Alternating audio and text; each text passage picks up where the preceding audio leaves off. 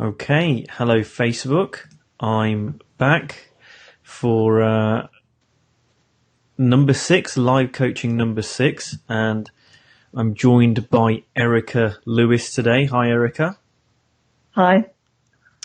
So thanks for reaching out. I know you're a 3P coach, or you've done some 3P training, and you reached out asking for some help around, so I'll read it, around seeing through the icky feeling I get when I start thinking about promoting myself and becoming more visible. And I thought this was a great topic. It's similar in some ways to some of the ones that I've done already, but it's one of those topics that I think a lot of people can relate to, and I think it's one that a lot of other people should get some benefit from. If this is a useful conversation, other people should also get a benefit from listening into this. Is this something that still is you want to talk about, or why don't we have you describe the thing you want coaching on in your own words? Well, yes, it is that uncomfortable feeling that I get when I think about doing things like, marketing and promotion. And of course it comes and goes a bit. And I have done some in the past, but I really am very keen at the moment to do more, to promote my coaching. I did have a kind of a contract, I suppose, to do some coaching with an organisation that's now come to an end. So I've got some new capacity. But the joy of working with an organisation is that, there's no marketing to do. The people just turn up, and that's great. And now I am, facing the need to get out there and do more. And when I start thinking about what that might mean, I do get a bit paralysed with nerves and all the usual rubbish, which I know it's rubbish, and, you can call it visibility or confidence or anything else, but it's fundamentally about needing to just get over myself and get on with it. So do you mind if I ask a few questions around a little bit of background? Please do. So, I know that you've done some training, but could you let me know, like, how long have you been coaching, what your coaching experience has been like to date, just so I get an understanding of what your business and your practice is, where it's at the moment? Well, I was already a coach when I came across the 3 principles, because like so many people, I started coaching from an NLP perspective, and then came across the principles via originally Jamie Smart about 7 years ago. At that point, I had quite a busy coaching practice, and then various other things took over in my life. I got involved with a not-for-profit organisation that was not to do with coaching. It was to do with another interest in my life, and so I did less for 3 or 4 years. But over the last 2 or 3 years have been very slowly beginning to build it back up again. And so my original coach training was, as I say, on an NLP background, but since then I've done, I haven't done any of the specific big programs like, Jamie Smart's or Michael Neal's, but I've done the, what's it called, the extended professional training with Jack Pransky. I've done a lot of retreats and online courses, and attended various weekends. So I've had quite a lot of exposure to the principles, and I have done quite a lot of coaching now from this perspective. So when you say you were really busy 7 years ago before you came across the principles, how many clients did you have? What did your practice look like at that time? I usually had about 12 clients at a time. But then I was working in a very specific niche of care homes in the area, which came about because when I was doing my NLP coach training, we were asked to, you're always told in those sorts of courses to think of a niche and focus on that. And I was a bit lucky that occurred to me because living as I do here in Devon, we have a very very high proportion of elderly people and hence a high proportion of care homes. And what I did in those days was cold calling, but I really, really, really don't want to go back to that. I mean, that's something that, I'm not interested in doing. I would far now, then I was operating from a place of doing it in a particular way because that's what I'd been taught. It didn't ever sit with me, although, I mean, to be fair, in that particular niche, it worked fairly well. But it's not something I'm interested in doing anymore, and that's not a market I'm particularly interested in. I'm more interested now in working with anybody who is out there wanting to, make a bit of a difference in the world in whatever way. And the last few years, who have your clients been? So if before they were from care homes, what does your practice look like now? I run meetup groups locally. I was doing two. It's now one. So a number of my clients have come through that meetup group. People who have come across the meetup groups in all sorts of different random ways. And so that has produced a few clients. As I said, I was working with a not-for-profit organisation, and I was working with people who were a really interesting group of people who were very interested in making a difference in the world in terms of, social activism or environmental issues and that kind of thing. And that's because I've been involved in the not-for-profit sector and social campaigning and so on all my life.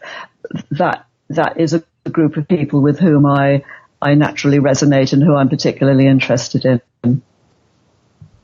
Okay. So what you're saying is at the moment your clients have come mainly from your meetup groups? Is it?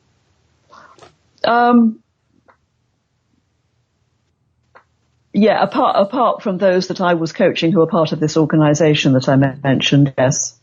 Okay. And so the question that you had, Erica, was getting over this icky feeling in order to be more visible. Tell me what you think you need to do, because it sounds like, if I may, it sounds like you're saying, I'd like to grow my practice. I'd like to do more coaching. In order to do more coaching, I need to be more visible, and that's the bit I'm getting stuck on. Is that correct? Mm. Yes. I mean, what I would like to do is make much better use of social media, and so to do more with Facebook groups and Twitter and all of that. But as well as continuing to develop my local contacts,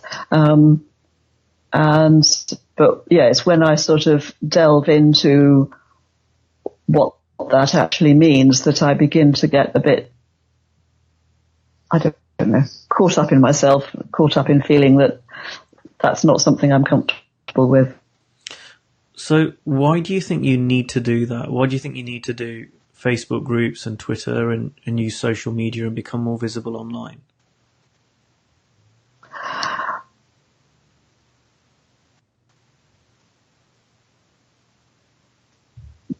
Well, that feels to me like a potential that the potential clients are out there, obviously, and that's a good way of reaching them. Yeah, it's a great way of reaching them. I guess you and I have connected through Facebook, but it's only one way. Sure. So what if you didn't need to do that? What if this was a red herring in terms of getting over this icky feeling? What if that wasn't the only thing that could help you grow your practice? Mm-hmm. Yeah. So what? I mean, I did back, 10 years ago, I used to sometimes go to networking groups, but that definitely doesn't appeal to me. I mean, of the options that are open to me, it feels like, I just feel like, people need to know what I'm doing. And there's yes, of course, there's a range of ways of doing that. But I don't think my problem is in the particularities of whether it's Facebook or whether it's going to networking meetings.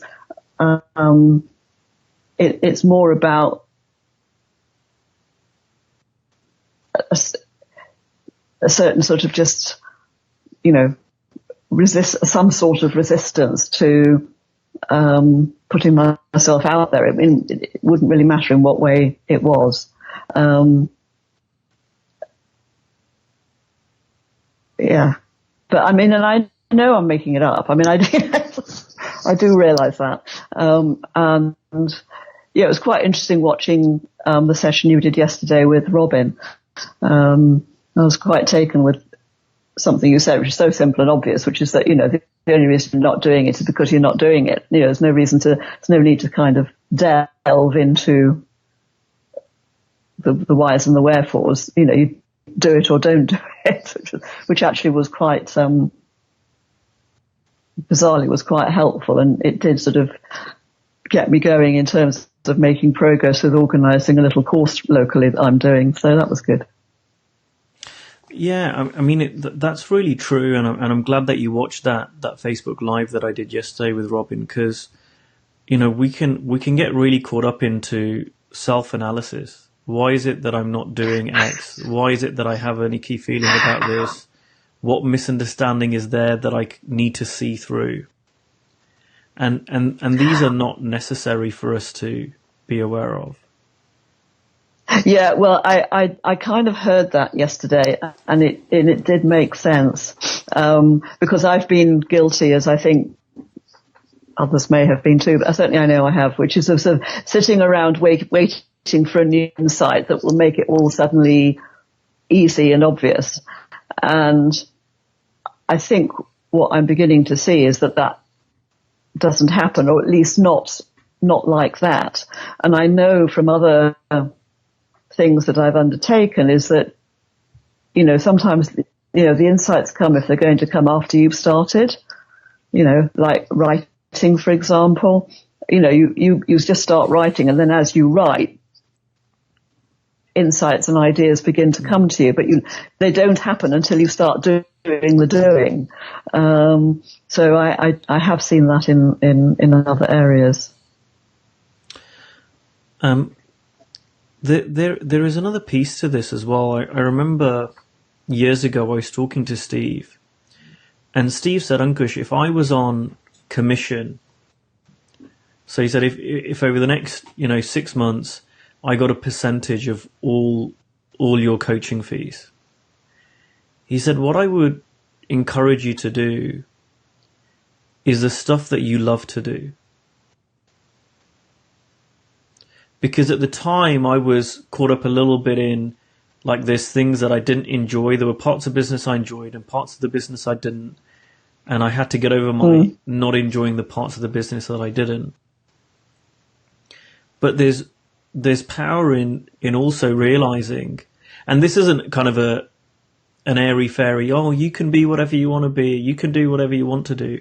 I'm talking in real practical, in a realistic way, that growing your coaching practice, there really are so many ways to do that.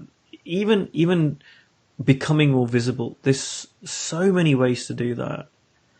And what I'm reminded of is, on one hand, you've got someone like Steve Hardison, right, who charges $200,000 a year, has never written a book, has, as far as I'm aware, not got a YouTube channel. I believe someone else does his website for him, and he didn't have a website for many, many, many years. Right? Really is not very visible at all. There's hardly any content from him available online. And yet he has no problem creating clients. He's got a waiting list. Right? And then you've got people that do absolutely everything. Facebook, Twitter, Snapchat, Instagram, Periscope. And there's everything in between. Yeah. You know, like, it's funny because people always say, oh, the next thing is LinkedIn. You need to be on LinkedIn now. And someone will say, well, no, you need to be on Instagram. All the kids are on Instagram nowadays. You need to be on this. You need to be on that. But actually, and you know, something that I've realized as well is that, you know, even if we just look at the UK, there's millions of people in the UK. And I don't need millions of clients. I couldn't take on millions of clients. So I also don't need to be visible to millions of people. No, I mean, I get that. I mean, you know, and it is about being visible to the people whom I know that I would enjoy working with. You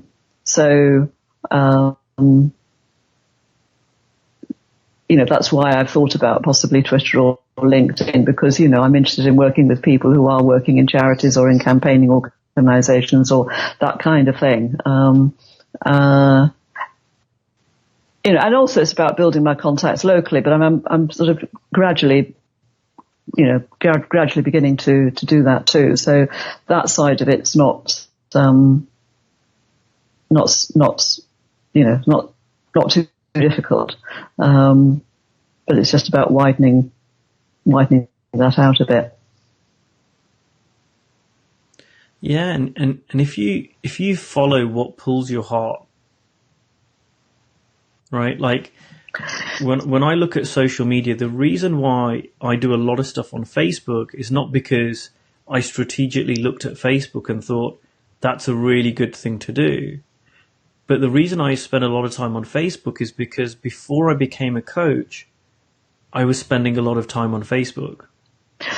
Yeah. Well, I mean, that's true for me too. So that, which is why that does make, it does make some sense because, I hang out in the 3P groups and in one or two other groups that I'm interested in. And, so it's, there is that sense of sort of familiarity and of the fact that, if I'm doing this, other people are doing this. So, yeah. Would it surprise you to know that, and maybe you've seen it, I interviewed someone, I think last year or the year before, who had 50,000 subscribers on YouTube. And so I interviewed him around, as coaches for us to learn from that and how he became visible and what he did. And would it surprise you to know that he was thinking about getting out of coaching because he hardly had, like he said, he was struggling to get clients?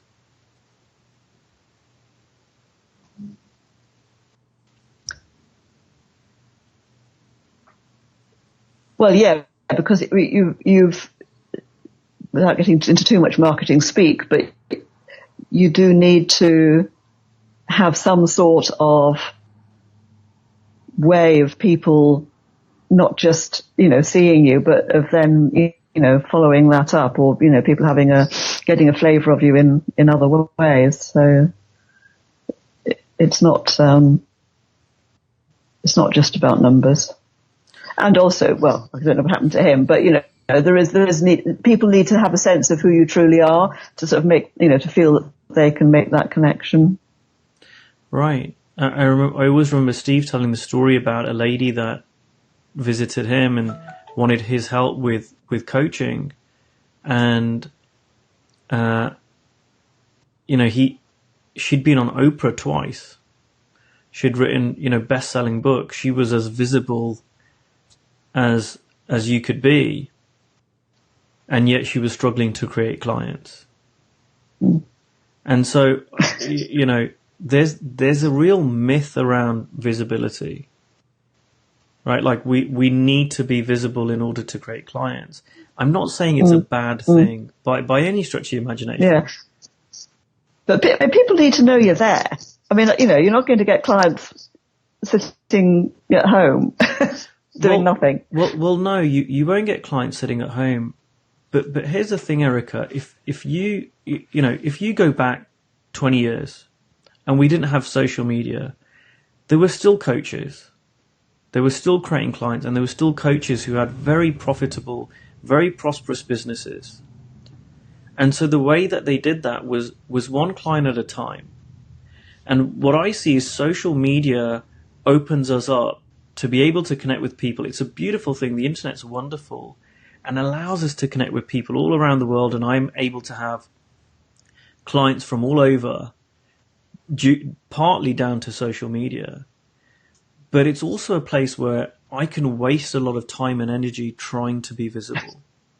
Because I'm not that visible. I mean, people might think I'm really visible, but in the big scheme of things, I've got 777 members on a Facebook group. There are a lot of Facebook groups bigger. I'm being quite visible in the last couple of weeks, but generally I'm not posting every day in my group. I'm far less visible and I'm far less well known than a lot of other coaches. Right? So it's, even with me, I'm not putting too much energy on that. Like you say, being visible is only useful in terms of it gets you into connection, it gets you into a relationship, and ultimately into a conversation with someone.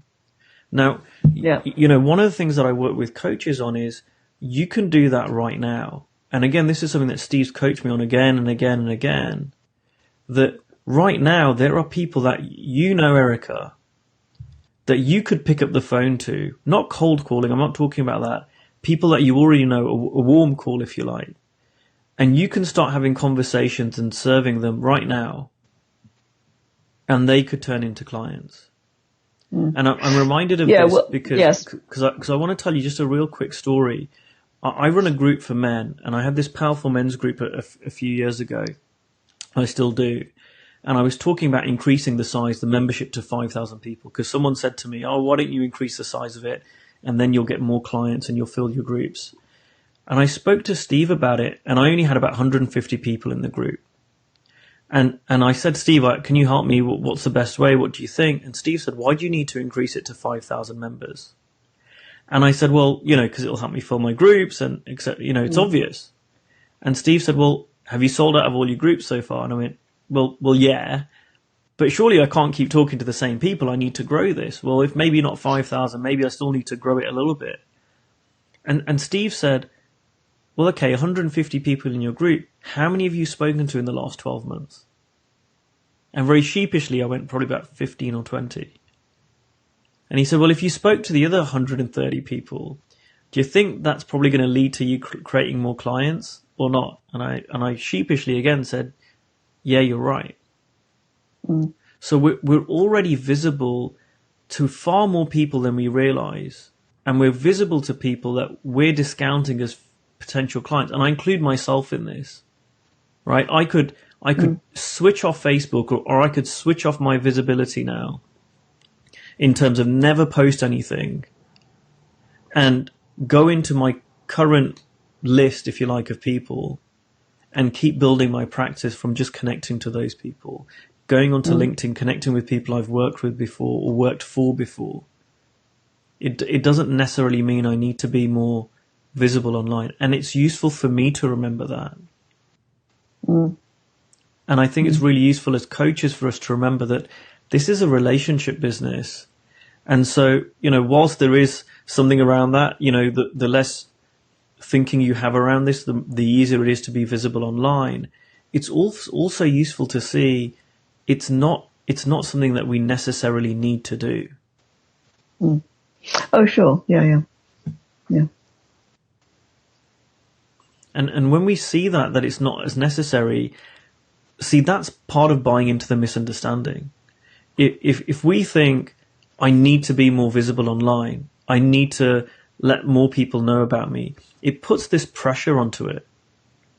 And that pressure onto it in terms of, I need to do this,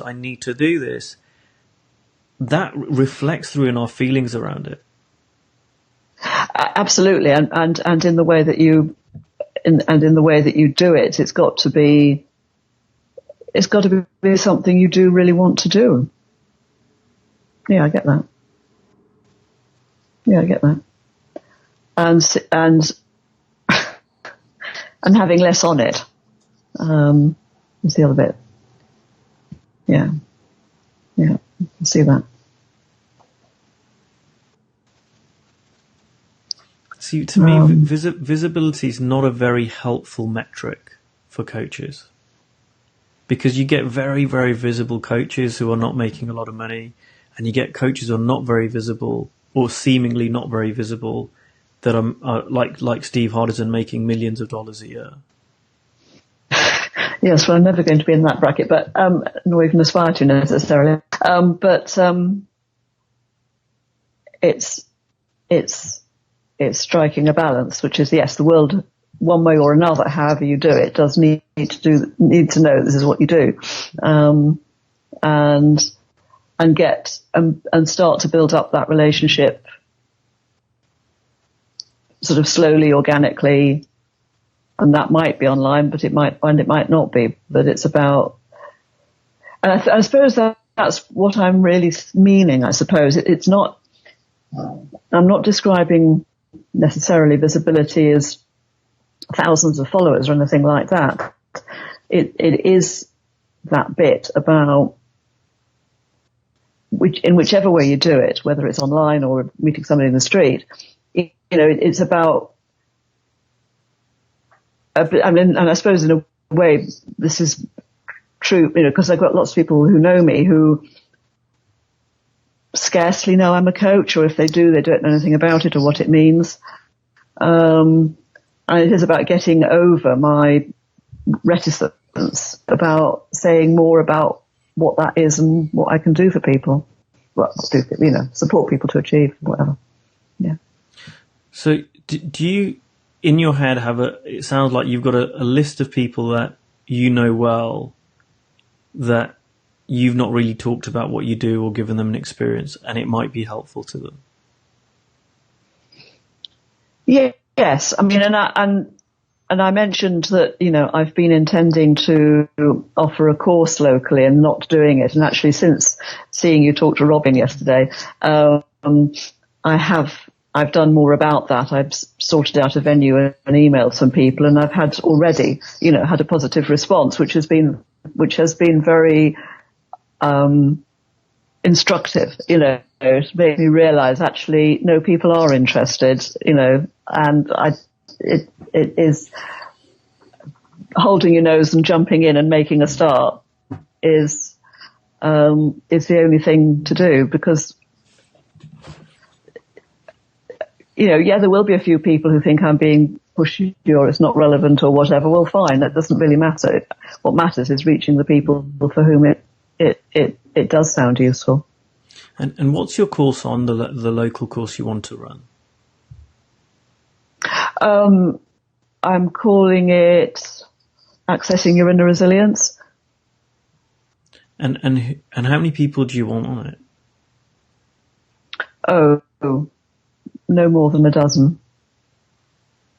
And who would be a great fit for it? What's the kind of person you want on the course? Somebody who is running their own sustainable business, or involved in a charity that's to do with social activism, or who are involved in campaigning, or who are in working in the public or the voluntary sector as caregivers or something like that. Yeah, that sort of sector. And do you know people like that you haven't yet contacted? Well, I have now emailed quite a few of them, so there are a few more to do. Yes, but. And do you have the contact phone numbers?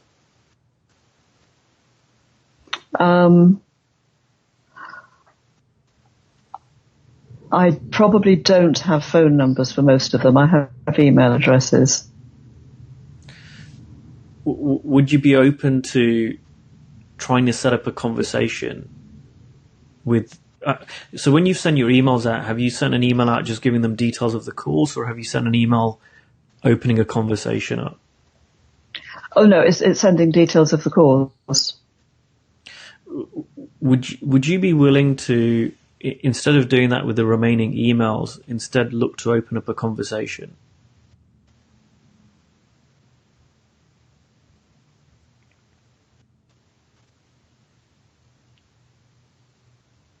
Yeah, well, I'm not quite sure what the conversation would be about if it's not about the course.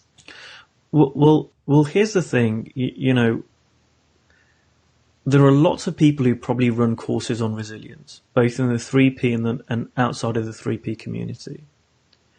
And the difference that your course is going to be than everyone else's is that it's run by you. And you're going to be creating it. And so you'll do it in your own way, with your own energy, your own vibe, your own style. And so what I found is if you go out and say, hey, I'm doing a resilience course, someone might read the email and go, yeah, I did one of those before, it wasn't very good.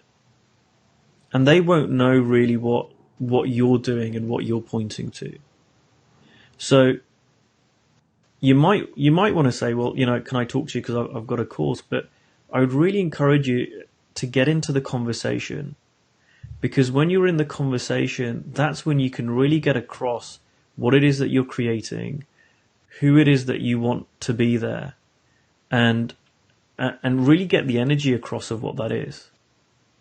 Because like you said yourself, it's about making yourself visible in a very authentic way and letting people really know who you are. Mm-hmm. So how is that different? Sorry, Karen. And the thing with an email is it's much harder to get across that energy, right? So it's why I don't send out too many emails, although I'm starting to send a few more, and it can be done. But I always try and, where I can, get into a conversation. And it's never a wasted conversation, because let's say you have conversations with all these people and most of them don't sign up for your course. It's still an excuse to create a connection and relationship with these people and let them know you're a coach, and let them feel your energy and your passion for this and what you're really about. Yeah. So how is that different from cold calling? Well, if you don't know these people at all, if you just send an email, you want to call it cold calling, that's a cold email. I like things being as warm as possible. So are these people you don't know at all? No. I mean, the people that I've been emailing are people that I do know, and so they're people who respond because they do already know me a bit. You know, They know who I am. So if they know you a bit, then it wouldn't be a cold call.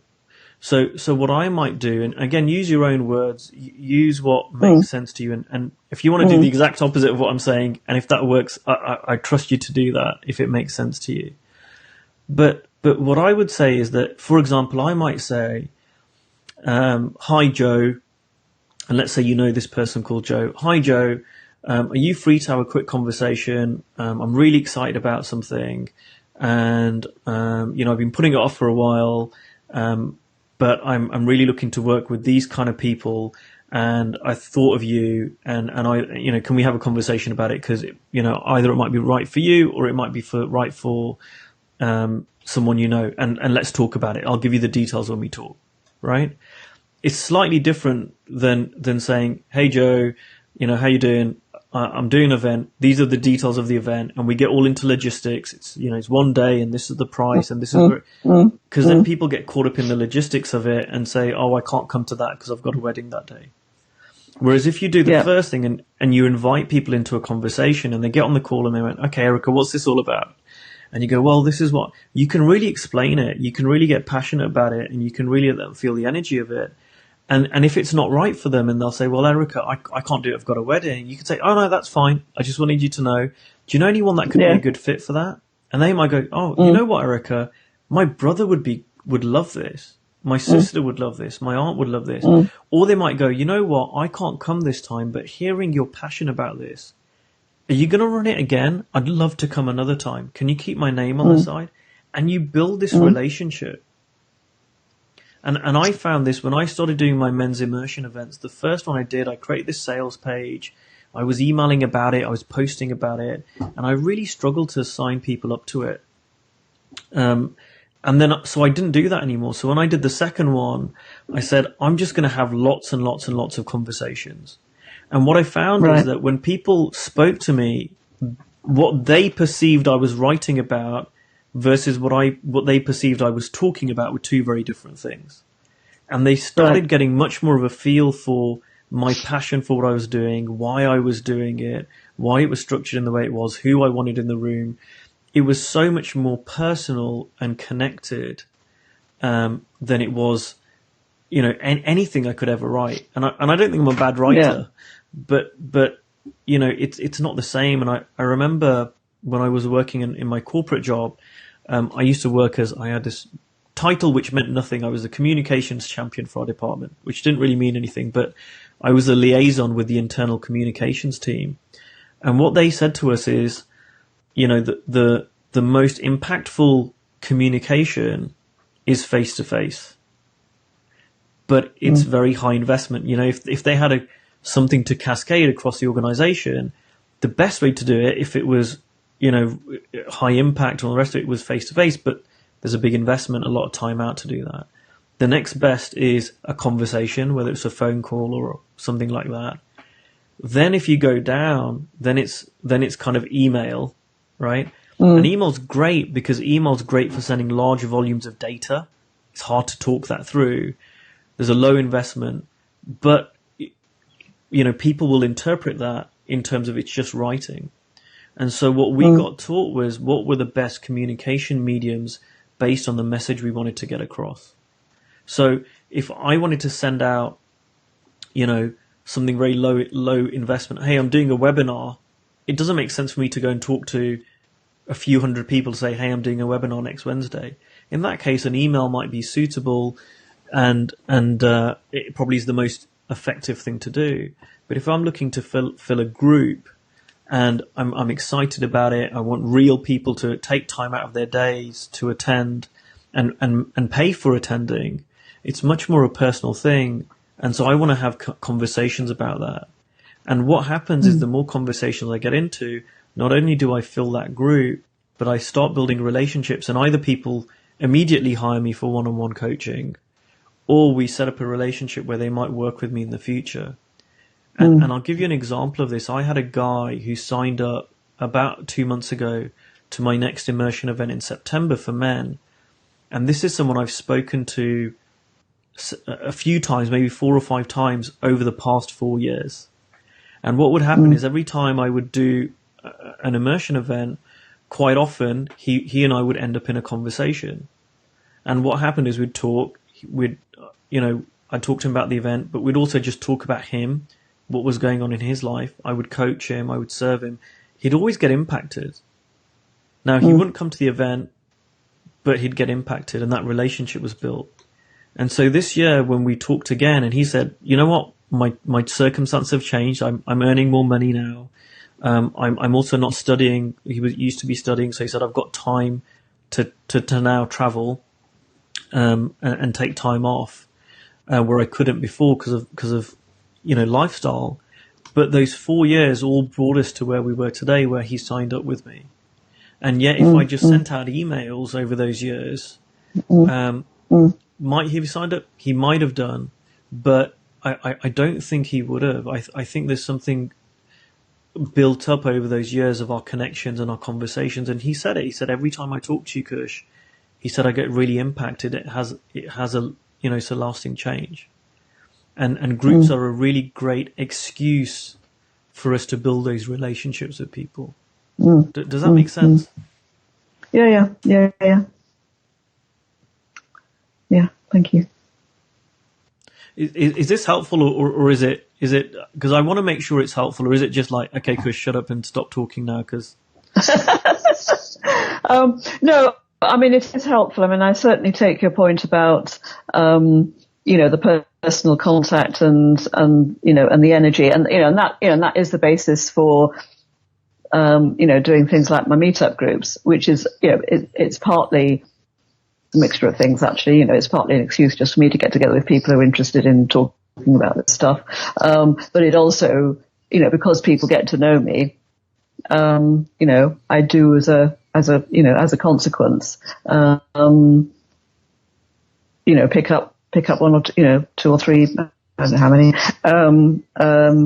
coaching clients. So I certainly, and I realize that those are people who, wouldn't have come to me otherwise. It's only because they've kind of had the opportunity to get to know me a bit first, that's happened.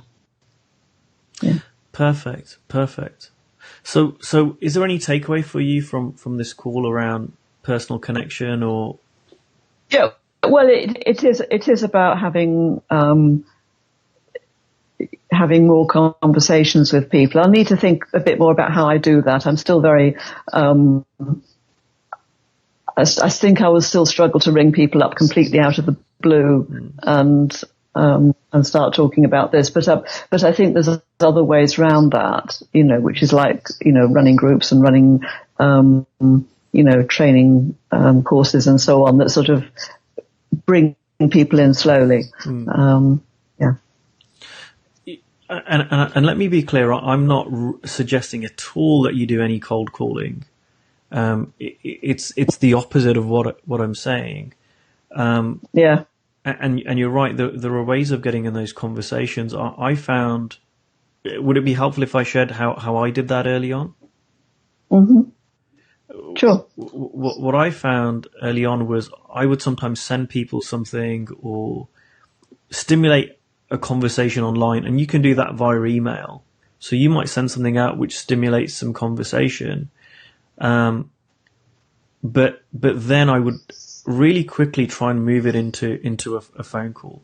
So, as you're sending out emails, you might send something out about an event or something, or talk about what's really passionate in your heart about why you want to do this. And I hear there's passion in what you're talking about, working with this particular audience of people. I'm sure if you write about what you're passionate about, that will resonate with them. And then anyone that kind of comes back, or even now, anyone that's already come back to you about your event, if it was me, I would, and you don't need to do this, but I then have got some interaction. And then I might just say, would you like to jump onto a call? Would you like to jump into a quick conversation? Steve Chandler sent out an email on Saturday to his list of coaches regards to our event this summer. And at the bottom, he said, if you're interested in finding out more, contact Ankush on this email address. So I got a bunch of emails over the weekend from people interested in our event. And what I did was I went back and people were asking for details, and I gave them a little bit. I gave them a paragraph to say, here are a few bits and bobs.